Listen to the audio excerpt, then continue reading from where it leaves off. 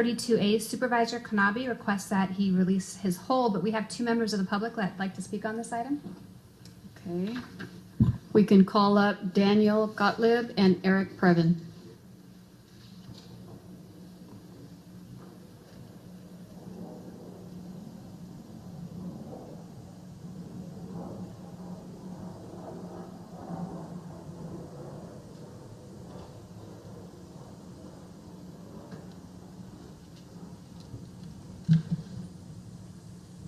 Greetings, it's Eric Previn from the 3rd District. Supervisor Kuehl, please, not again. This is like now the place. She starts talking to that deputy immediately after I begin.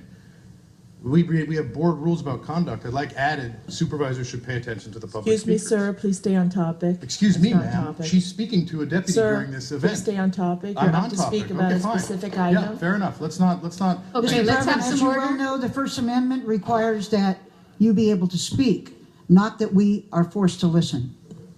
Well, I will look into that. Thank you. It's Eric Previn from the 3rd District, the supervisors in a conference. The California Coastal Commission is an important piece of our business here.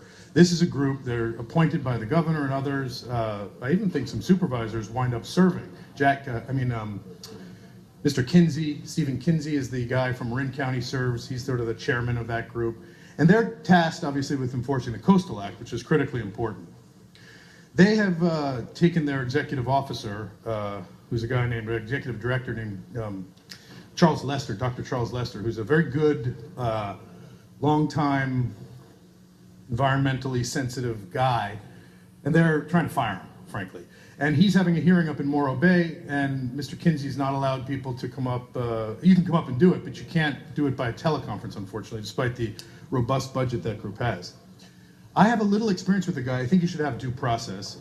He did a job on the Boat Central project, which you're going to be facing again at some point, which is a project to put a 350 slips of automated boat storage. And the way he presented it with some allegations that there was an existing outfit, we looked into it, there isn't. I asked them, his team, and they have consistently refused to be clear about a project that the commission, who are all guilty as charged, because these guys voted on bad information, and yet the bad information was brought right in front of them by the public.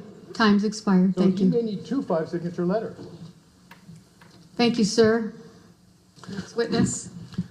I'm Professor Daniel Gottlieb, and I want to speak about item 32A, which is Sheila Kuehl's recommendation that you all sign a letter to support this Charles Lester, who's on the verge of being removed by the staff, not by the commissioners.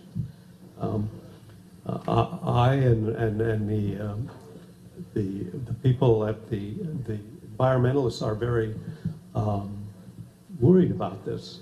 I once went to a Coastal Commission meeting where there was a whole hour of discussion of ex parte rules. Over and over again it went on, over and over.